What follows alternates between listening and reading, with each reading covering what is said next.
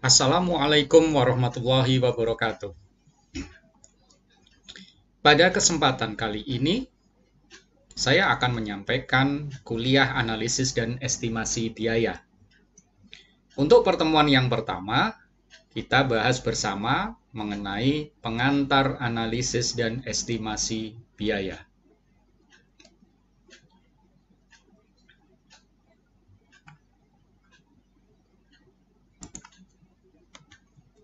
Berikut ini adalah chapter outline-nya. Ada 9 bahasan yang akan kita bahas dalam pertemuan yang pertama. Bahasan yang pertama adalah sejarah analisis dan estimasi biaya.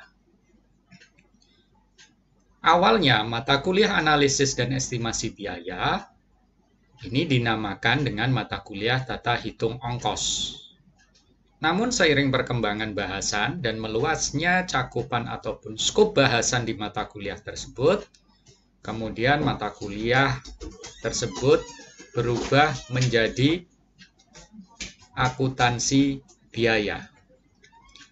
Dan beberapa dekade kemudian berubah menjadi analisis dan estimasi biaya. Sebelum kita membahas lebih lanjut terkait dengan analisis dan estimasi biaya, karena di sini ada istilah akuntansi biaya, perlu saya jelaskan terlebih dahulu definisi mengenai akuntansi. Akuntansi adalah proses penggolongan, pencatatan, peringkasan, dan pelaporan dengan hasil akhir berupa laporan keuangan yang terdiri dari neraca, laporan perubahan modal, dan laporan rugi laba. Sedangkan biaya adalah pengorbanan sumber ekonomi terhadap satuan uang yang terjadi atau yang akan terjadi dengan tujuan tertentu. Bahasan kita nanti adalah tidak jauh dari masalah tadi, akuntansi, masalah dan masalah biaya. Tetapi dalam kajian yang lebih luas, kita juga akan membahas terkait dengan estimasi biaya.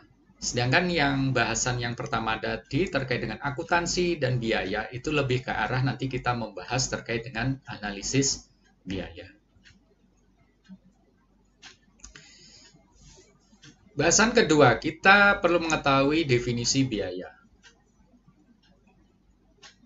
Definisi biaya adalah kita bisa jelaskan dalam 3 definisi. Yang pertama adalah pengorbanan sumber ekonomi yang diukur dalam satuan uang yang telah terjadi atau akan terjadi untuk tujuan tertentu. Definisi yang kedua adalah pengurangan aktiva bersih akibat digunakannya jasa-jasa ekonomis untuk menciptakan pendapatan pada saat ini atau masa mendatang. Definisi yang ketiga adalah pengorbanan yang diukur dengan harga yang dibayar untuk memperoleh, menghasilkan, dan mempertahankan barang atau jasa. Terkait dengan beberapa istilah seperti aktiva, harga, dalam hari ini penentuan harga, akan dibahas pada materi-materi pertemuan berikutnya. Kalau kita membahas terkait dengan biaya, tentu kita perlu mengetahui 4 unsur pokok dalam definisi biaya. Yang pertama, suatu biaya harus bisa diukur dalam satuan moneter.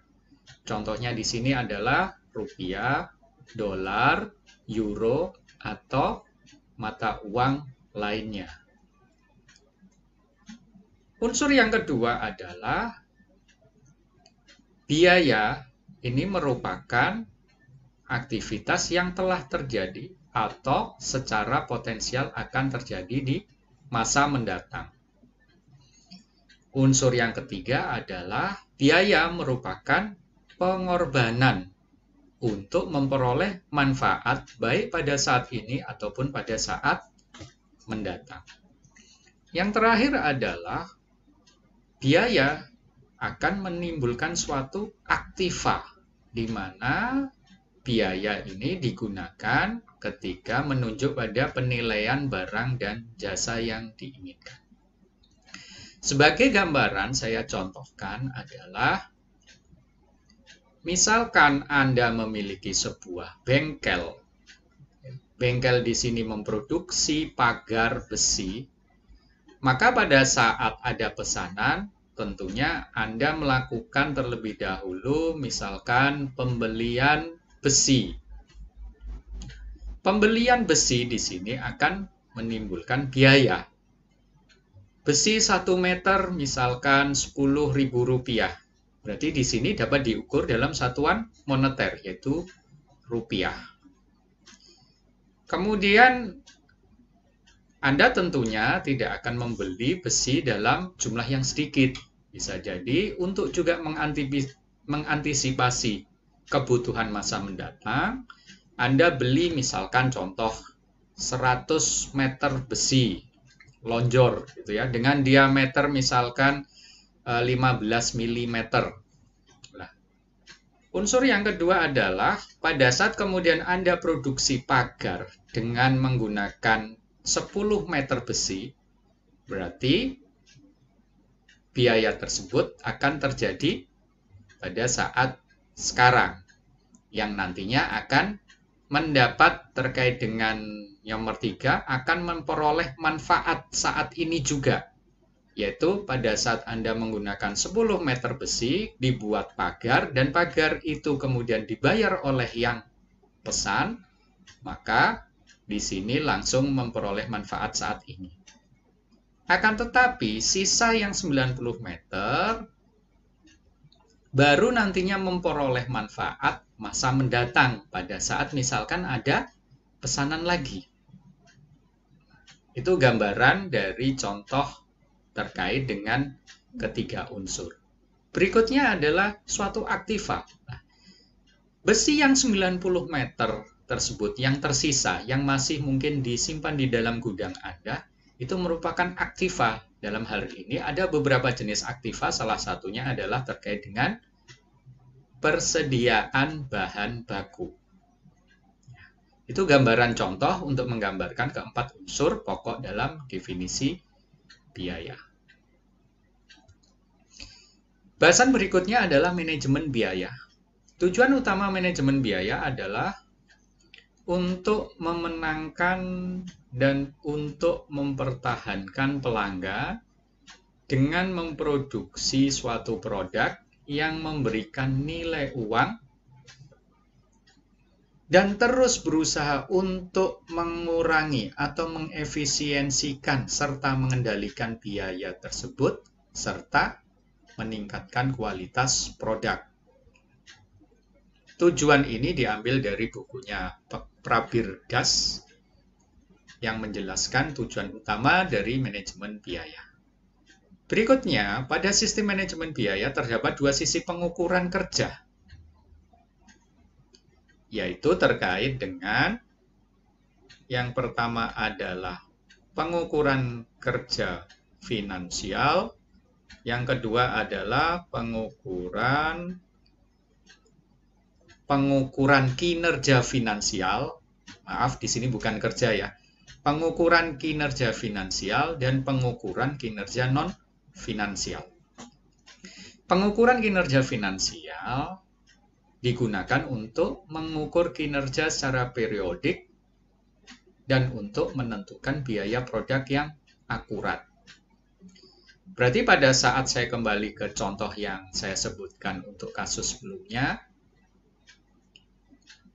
pada saat misalkan ada pesanan sebuah pagar, Anda pasti membutuhkan bahan baku besi, terus kemudian bahan penolong lainnya misalkan untuk kebutuhan las, terus butuh biaya juga untuk membayar pekerja, dan biaya-biaya lain untuk finishing, misalkan cat dan lain sebagainya.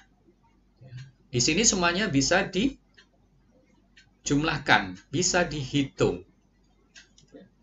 Dalam rentang waktu tertentu, misalkan order itu selesai dalam waktu 1 hari, berarti dalam waktu rentang 1 hari bisa diukur kinerja finansial untuk menghasilkan satu pagar itu berapa rupiah dengan akurat. Sedangkan untuk pengukuran kinerja non-finansial dapat digunakan untuk memperbaiki secara terus-menerus proses produksi dengan cara mengefisiensikan atau meminimalisasi waktu produksi. Waktu produksi secara umum bisa dibagi dalam dua. Yang pertama adalah terkait dengan value added time dan non-value added time. Untuk value added time, ya tentunya misalkan seperti contoh yang sebelumnya, pada saat membuat besi, Anda harus mengukur, memotong, mengelas, terus mengecat, semuanya adalah value added. Tetapi misalkan dalam memproduksi pagar tersebut ada 2 stasiun kerja, di mana jaraknya agak berjauhan. Pada saat di stasiun kerja pertama pemotongan, gitu ya, misalnya untuk stasiun kerja pertama, kemudian dikirim ke stasiun kerja perakitan dengan pengelasan. Di sini jaraknya misal 10 meter. Pada saat memindahkan memerlukan waktu 2 menit, gitu ya. Berarti di sini termasuk non-value added time. Karena memindahkan itu tidak membawa nilai tambah apapun juga. Demikian juga misalkan setelah pemotongan dipindahkan ke perakitan untuk dilas, ternyata mesin lasnya rusak. Sehingga kemudian tidak bisa dirakit. Pekerjanya juga nganggur. Kemudian las ini harus diperbaiki dahulu. Butuh waktu untuk memperbaiki. Misalkan 1 jam baru bisa beroperasi lagi. Nah, 1 jam ini juga non-value added time terkait dengan idle karena mesin lasnya rusak.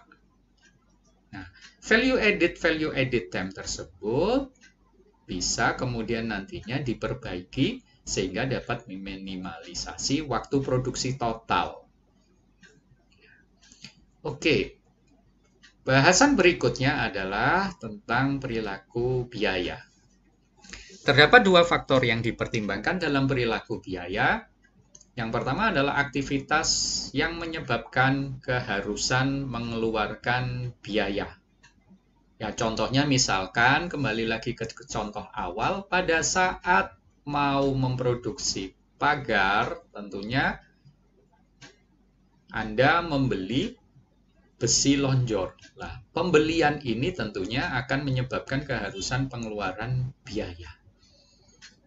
Pada saat kemudian berikutnya harus Anda potong, lah kebutuhan untuk pembelian mesin potong dan juga membayar pekerja yang memotong, ini juga termasuk aktivitas yang mengharuskan mengeluarkan biaya. Kemudian berikutnya, yang kedua adalah rentang aktivitas yang mengubah biaya. Dalam hal ini contohnya adalah bunga. Pada saat Anda membeli besi lonjor, tidak dibayar secara tunai, misalkan Anda belinya pakai kartu kredit, gitu ya, ataupun Anda membelinya dengan tempo, pasti penjual akan membedakan antara harga tunai dengan harga tempo. Nah, ini adalah terkait dengan rentang aktivitas. Karena Anda misalkan minta tempo 1 bulan untuk pelunasan, yang sebelumnya 1 meter 10.000, penjual kemudian mengenakan Rp1.000 lebih mahal. Karena terkait dengan adanya rentang aktivitas yang ditunda tadi untuk pelunasan pembelian besi. Nah, manfaat dari mengetahui perilaku biaya adalah untuk memprediksi keuntungan dari suatu produk berdasarkan volume penjualan dan berdasarkan perubahan produksi. Contohnya adalah kalau misalkan tadi Anda memproduksi pagar, semakin banyak pesanan pagar tersebut, Anda bisa kemudian lebih mudah karena mengetahui perilaku biaya untuk memprediksi keuntungan yang akan Anda peroleh dan juga Anda bisa memprediksi biaya produksi yang harus Anda keluarkan. Bahasan yang berikutnya adalah dalam analisis dan estimasi biaya, kita perlu mengetahui siklus pembuatan produk. Ya. Sebelum saya membahas siklus pembuatan produk, sebenarnya secara umum, suatu industri bisa diklasifikasikan menjadi 3. Ada industri manufaktur, berarti dia menghasilkan suatu produk tangible, berwujud. Yang kedua adalah industri jasa, berarti dia menghasilkan suatu barang yang tidak berwujud, yaitu layanan, ya, services. Yang ketiga adalah industri dagang atau usaha dagang, di mana dia tidak menghasilkan barang baik yang berwujud maupun tidak menghasilkan barang ataupun jasa, tetapi dia sebagai perantara dalam proses penjualan. Ya, seperti contohnya toko retail, gitu ya. Itu kan dia menjual produk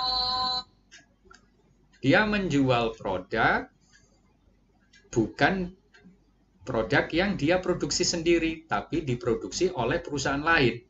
Ya, sehingga itu disebut usaha dagang. Bagaimana dengan usaha dagang terkait dengan layanan atau jasa? Sekarang sudah banyak juga contoh, misalkan dalam tanda kutip gitu ya, retailer jasa. Anda bisa lihat contoh misalkan gitu ya di freelancer.com, ya, fastwork.com. Itu mereka adalah tidak memproduksi jasa, tetapi dia sebagai perantara orang yang menyediakan jasa dengan konsumen. Ini juga termasuk usaha dagang. Oke, karena kita background-nya adalah teknik industri, maka nanti di pembahasan analisis dan estimasi biaya, semua contoh adalah lebih diarahkan untuk industri manufaktur. Karena kita diarahkan ke industri manufaktur, makanya kita perlu mengetahui yang namanya siklus pembuatan produk. Sistem produksi adalah sistem yang melakukan proses transformasi atau konversi dari bahan mentah menjadi produk jadi dengan kualitas dan spesifikasi yang sesuai dengan desain produk yang telah ditetapkan. Berikut ini gambar yang menggambarkan siklus pembuatan produk, mulai dari input yang meliputi 5M, 1E, 1I, yaitu man, machine, material, money, method, dan ditambah dengan energi dan informasi sebagai input. Kemudian ada transformation process yang mengubah input-input ini nantinya menjadi output. Di dalam transformation process ada proses manufaktur, ada proses mulai dari perencanaan dan perancangan produk, dan juga perencanaan dan pengendalian produksi, di mana semua proses tersebut digunakan untuk agar proses transformasi bisa berjalan dengan baik, dengan efisien, dengan efektif, sehingga menghasilkan output yang sesuai dengan spesifikasi ataupun kualitas yang diharapkan. Berikutnya, karena kita bicara siklus, selalu ada yang namanya feedback. Bisa jadi output yang dihasilkan itu nanti menghasilkan hasil yang tidak sesuai dengan spesifikasi dan kualitas. Makanya kemudian ada feedback, sehingga harus dikirim lagi gitu ya, untuk dilakukan apa? Misalkan proses rework. Atau bahkan beberapa hasil sampingan dari proses transformasi yang berupa scrap, waste, sampah, dan lain sebagainya harus kemudian balik lagi untuk didaur ulang, tetapi mungkin tidak dalam perusahaan yang sama, tetapi menggandeng pihak ketiga yang lain. Itu adalah gambaran siklus pembuatan produk. Bahasan yang berikutnya adalah siklus akuntansi biaya. Siklus ini kita bisa lihat berdasarkan siklus pembuatan produk. Dalam siklus pembuatan produk, seperti tadi ada input, proses, output, ya. Di sana ada pertama pembelian dan penyimpanan bahan baku. Setelah beli bahan baku, disimpan di gudang bahan baku. Di sini di siklus akuntansi adalah berarti ada aktivitas yang namanya penentuan harga pokok bahan baku yang dibeli. Berikutnya setelah beli bahan baku diolah menjadi produk selesai. Di dalam siklus akuntansi nantinya ada namanya biaya tenaga kerja langsung, kemudian harga pokok bahan baku yang digunakan, dan biaya overhead pabrik. Semua biaya yang tidak dapat dimasukkan dalam biaya tenaga kerja langsung dan juga biaya bahan baku, semuanya dimasukkan dalam biaya overhead pabrik. Kemudian yang terakhir adalah penyimpanan produk selesai dalam gudang barang jadi. Di sini nanti di siklus akuntansi akan terjadi yang namanya pengumpulan biaya produksi. Setelah semua biaya produksi bisa dikumpulkan, bisa dihitung totalnya, baru kemudian perusahaan bisa menentukan harga pokok produk jadi. Dengan menambahkan apa? Biaya di luar produksi, misalkan biaya administrasi, bagian lain, bagian non-produksi, contoh misalkan ada bagian marketing, bagian finance, bagian SDM, dan lain sebagainya. Nah, biaya-biaya pendukung bagian non-produksi itu juga dimasukkan, kemudian ditambah margin profit, sehingga itulah yang kemudian membentuk harga produk selesai. Bahasan yang berikutnya, ini gambaran dari siklus akuntansi biaya. Kita coba gambarkan dalam yang namanya T-account. Di situ kan kalau Anda lihat seperti huruf T gitu ya, ada debit, ada kredit. Nah, kalau kita mengacu ke siklus yang sebelumnya, berarti pertama ada pembelian bahan baku. Pembelian bahan baku masuk, itu berarti masuk dicatatkan di sisi debit. Pada saat bahan baku keluar untuk diproduksi atau untuk diproses, dicatatkan di sisi kredit. Kemudian adalah gaji dan upah dari tenaga kerja langsung. Pencatatan hutang gaji upah di sisi debit dan biaya tenaga kerja langsung di sisi kredit. Di sisi kredit ini maksudnya seperti analogi tadi bahan baku, seolah-olah tenaganya dikeluarkan gitu ya dari gudang ataupun dari tenaga kerja tersebut, sehingga tenaga kerja tersebut dibayar dengan sejumlah rupiah tertentu. Berikutnya adalah BOP. Sama, untuk penyediaan BOP, berarti untuk BOP yang direncanakan adalah dicatatkan di sisi debit, BOP yang dibebankan berarti yang digunakan dalam proses produksi, itu dicatatkan di sisi kredit. Semua konsumsi terkait dengan bahan baku ataupun penggunaan terkait dengan bahan baku, gaji, tenaga kerja langsung, dan overhead pabrik, itu semua digunakan untuk memproses suatu produk, sehingga di sini nantinya akan dicatatkan di sisi debit. Kalau kemudian nanti sudah selesai menjadi barang jadi,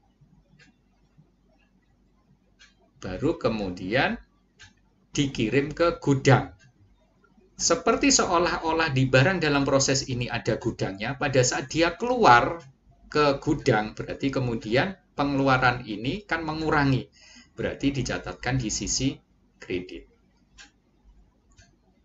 Nah, kemudian kalau sudah masuk ke produk selesai, yaitu gudang produk selesai, gudangnya nambah karena ada aliran barang dari barang dalam proses, makanya dicatatkan di sisi debit.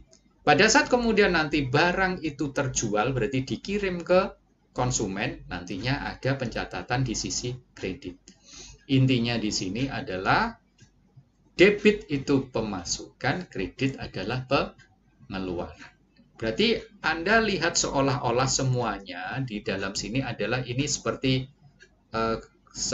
gudang, ada gudang-gudang gitu ya. Berarti pada saat masuk ke gudang dicatat kredit, pada saat keluar dicatat pada saat masuk dicatat debit, pada saat keluar dicatat kredit. Oke. Bahasan berikutnya adalah laporan biaya. Laporan biaya ini proses pencatatannya mencakup yang pertama adalah transaksi yang terjadi di perusahaan akan dicatat dalam dokumen sumber. Contohnya dalam kwitansi pembayaran, faktur pembelian, dan lain-lain. Contoh tadi, perusahaan bengkel. Pada saat membeli besi dari penjual, tentunya dia akan mendapatkan faktur pembelian dan juga kwitansi pembayaran. Kalau dia membayar tunai. Kalau tidak, berarti nanti ada hutang pembayaran. Ya. Kemudian yang kedua adalah transaksi yang terjadi dalam suatu periode dicatat menurut urutan waktu kejadian dalam sebuah buku. Pencatatan ini dilakukan setiap hari dan didasarkan pada urutan kronologisnya. Kita bisa lihat dalam alur laporan biaya di dalam gambar di sana dimulai dari apa? Menangkap atau mencatat data. Di sini kwitansi pembayaran faktur pembelian merupakan sumber dokumennya. Kemudian nanti diklasifikasi berdasarkan kode, diklasifikasi dan dikodekan, kemudian diproses untuk diinput ke jurnal. Setelah diinput jurnal, kemudian diposting ke ledger. Ledger itu adalah buku besar. Kemudian dari buku besar masuk ke trial balance atau neraca percobaan. Berikutnya yang terakhir adalah menghasilkan financial statement atau laporan keuangan. Di mana laporan keuangan biasanya minimal mencakup 2, yaitu laporan rugi laba dan juga neraca. Kita bisa juga pertimbangkan tahapan laporan keuangan seperti gambar berikut. Yang pertama adalah kita menentukan rekening apa saja yang ingin digunakan. Ya, berdasarkan apa? Yaitu berdasarkan dokumen-dokumen transaksi seperti tadi faktur pembelian, kwitansi, dan lain sebagainya. Setelah itu kemudian proses penjurnalan dicatatkan dalam jurnal. Ya, nanti juga akan diposting, dicatatkan berdasarkan debit atau kreditnya. Setelah itu kemudian dilakukan posting ke buku besar. Buku besar ini nanti akan dibedakan tiap kode akun tersendiri, terpisah. Ya, kalau di jurnal itu semua jenis transaksi, semua jenis akun itu jadi satu, tapi pada saat posting di buku besar dipisahkan berdasarkan jenis akun tersendiri. Ya, jenis akun sendiri-sendiri. Setelah posting ke buku besar, kemudian akun yang sudah diposting masuk ke neraca percobaan. Setelah itu, kemudian menyusun laporan laba rugi dan juga neraca. Dan laporan lain, contohnya maksudnya laporan lain, contoh misalkan kalau ada laporan perubahan modal dari pemilik. Misalkan dia ada untung, kemudian untungnya itu bukan digunakan pribadi, tetapi kemudian diinvestasikan lagi ke perusahaan, makanya modalnya kan akan bertambah. Nah, ini perlu juga ada laporan perubahan modal. Bahasan yang ke-8 adalah estimasi biaya. Estimasi biaya ini adalah penilaian atau perkiraan dari biaya terhadap suatu proses, produk, proyek, ataupun jasa. Contohnya adalah, sebelum ke contoh kita bahas dulu, tujuan estimasi biaya adalah menentukan harga produk. Yang kedua adalah merencanakan biaya. Ketiga, mengalokasikan sumber daya. Yang keempat, pengukuran produktivitas dan efisiensi dari proses produksi. Yang terakhir adalah menentukan strategi yang paling tepat. Oke, saya berikan suatu contoh, mengacu pada contoh yang sama, perusahaan produksi pagar tadi. Ya. Pada saat misalkan ada seorang konsumen ingin memesan pagar, dia memesan, dia bertanya ke Anda, Pak, saya mau pesan pagar. Pagar yang seperti apa? Anda kan tentunya bertanya. Pagarnya modelnya misalkan minimalis, gitu ya, menggunakan besi kanal C misalkan. Terus kemudian lebar pagar saya 5 meter, saya ingin tingginya 1,5 meter, kemudian nanti terakhir dicat menggunakan cat besi merek A. Dan saya ingin jadi dalam waktu 1 hari. Nah, tentunya pada saat si pemesan ini bertanya, terus berapa biayanya atau harganya? Anda harus bisa dong mengestimasi, bukan kemudian Anda buat terlebih dahulu, Anda belanja bahan, dibuat, terus kemudian ternyata setelah pagar itu jadi, Anda total biayanya misalkan 1 juta, kemudian Anda tagihkan ke pemesan, ini karena saya ambil untung 20%, berarti saya tagihkan 1,2 juta ke Anda. Tidak bisa seperti itu. Baru harga itu muncul di belakang. Anda harus bisa menghitung atau mengestimasi harga itu di awal pada saat ada pemesanan masuk. Nah, inilah kemudian tujuannya pertama apa? Menentukan harga. Dan juga sekaligus Anda merencanakan biaya dan mengalokasikan sumber daya. Contoh, untuk membuat pagar ini butuh berapa tukang, gitu kan?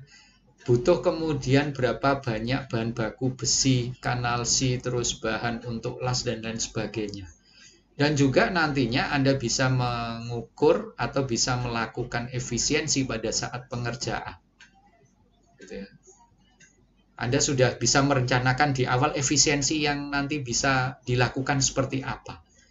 Nah, itu semua harus dilakukan di awal, tidak bisa dilakukan di belakang. Nah, itulah gunanya estimasi biaya.